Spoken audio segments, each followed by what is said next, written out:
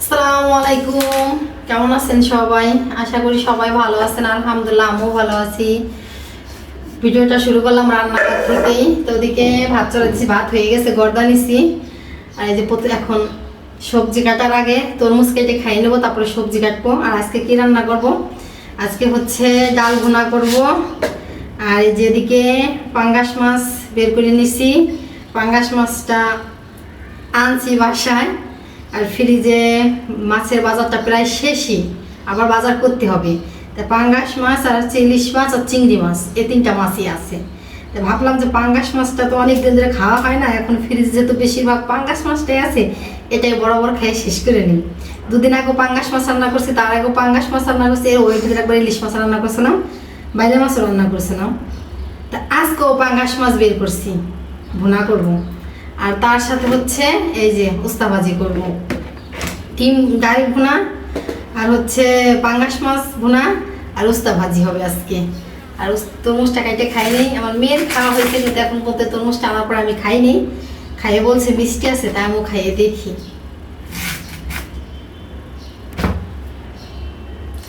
মাছ তো মাছের বাজার করতে হবে, মাস শেষ, এই জন্য আবার মাস চলেও আসছে। আজকে 2 তারিখ না 3 তারিখ যেন, এই জন্য মাছটা শেষ হয়ে গেছে ফ্রিজ থেকে, মাছের বাজার করতে হবে।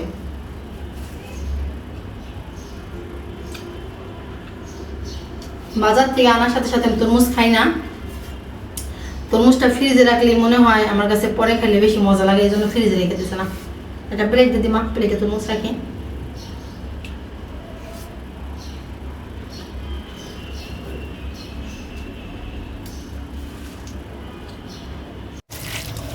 প্রথমে আমি হাতে মাখাই ডালই রান্না করে নিতেছি, যেহেতু ডাল রান্না করা অনেকক্ষণ সময় লাগবে, তাহলে প্রথমে আমি হাতে মাখাই ডালই রান্না করি। এদিকে ডাল ফুটুক, আর ওদিকে হচ্ছে মাছ উস্তা ভাজির জন্য ওগুলো গুছাই নেই।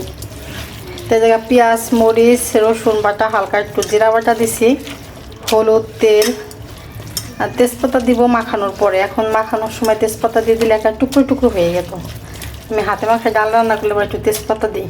এখন পানি দিয়ে দিই, অনেকক্ষণ পর্যন্তই মাখাইছি।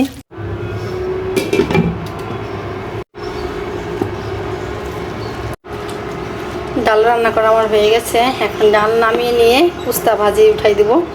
উস্তা ভাজি করার পরে মাছ ভুনা করব। আজকে মাছ ভাইজা ভুনবো।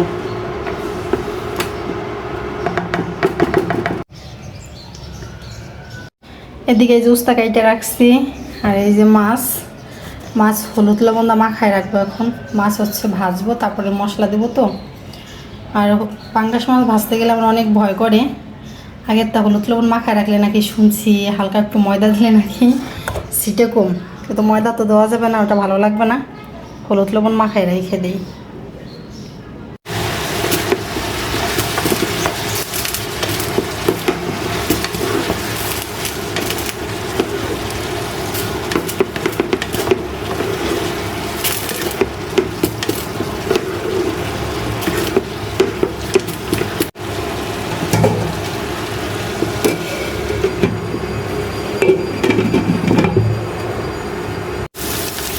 উস্তা ভাজিও রান্না করা হয়ে গেল, এখন মাছ ভেজে ভুনলেই আমার রান্না করা হয়ে যায়।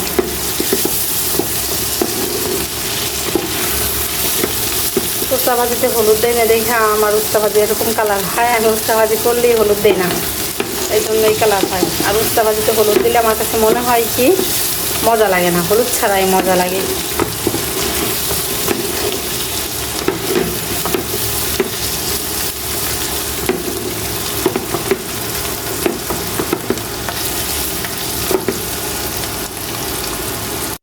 উস্তা ভাজি করার পরে ওই কড়াইতে তো মাছ দিব, এজন্য ভাবলাম যে কড়াইটা একটু ভালো করে গরম করে খুন্তি দিয়ে এইভাবেই করে নিই, নাহলে মাছ লাগিয়ে যাবে। আর উস্তা ভাজি করার পরে কড়াইতে তেল ছিল, তা না হলে কড়াইটা ধুয়ে নিতাম। তেল ছিল দেখে আর ধুই নেই।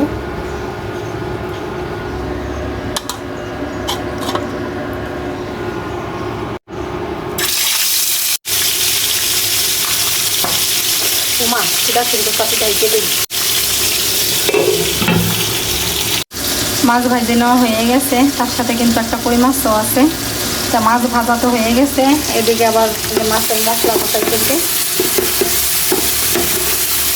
মশলা কষানো হয়ে গেছে, এখন এই দিকে দিয়ে দেবো পানি। পানি দেওয়ার পরে তারপর দিয়ে দেবো মাছ।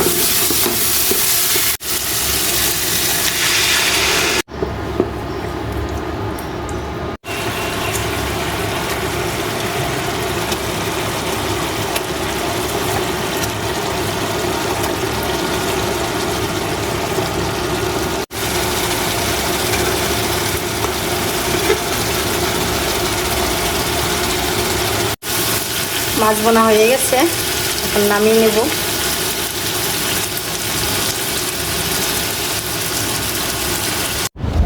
সকাল থেকে কি সুন্দর রোদ্দুর, এখন বাজে দেড়টার সময়কার চারোপাশে মেঘ করে সন্ধ্যা বানাই দিছে। আর এত পরিমাণে বাতাস, চারোপাশে যেহেতু বিল্ডিং, এদিকে এত গাছপালা লাড়াচাড়া দেখা যাইতেছে না, তো শো শো শব্দ হইতেছে বাতাসের।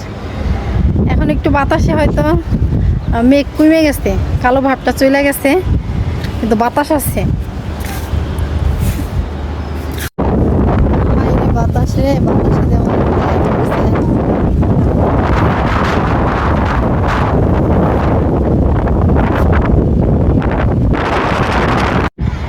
এই ঝড় বৃষ্টির ভিতরে কি পরিমাণে বাতাস ছাড়ছে। ওই ছাদে মনে হয় ছাদ ঢালাই চলতেছে, অনেক লোকজন দেখা যাইতেছে। হ্যাঁ, ওই যে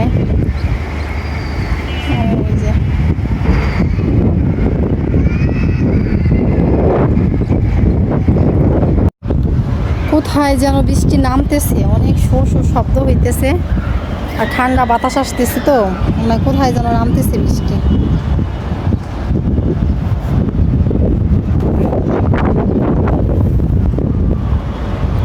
কেন মেঘ কি দৌড়াদৌড়ি করতেছে আকাশে, আকাশে মেঘ করতেছে দৌড়াদৌড়ি। রান্না করা তো হয়ে গেছে, রান্না করার পরে একটু ছাদে গেছিলাম। ছাদে যাই তো দেখি কালবৈশাখী একটা ঝড় শুরু হয়ে গেছে।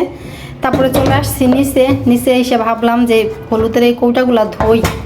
আমি এক সপ্তাহ পরই ধুই, কিন্তু আজকে এক সপ্তাহ বেশি হয়ে গেছে ধোয়া হয় না, তা ভাবলাম আজকে কি ধুই, আঠা লাগতেছে। রান্নাঘরে যেহেতু এই হলুদ মশলার এই কৌটাগুলো থাকে, এগুলো একটু 3-4 দিন পর ধুইলে একটু ভালো হয়, তা নাহলে আঠা হয়ে যায়। তো এগুলো ভেজাইছি, এখন মাইজা ঘষা ধুয়ে নিব।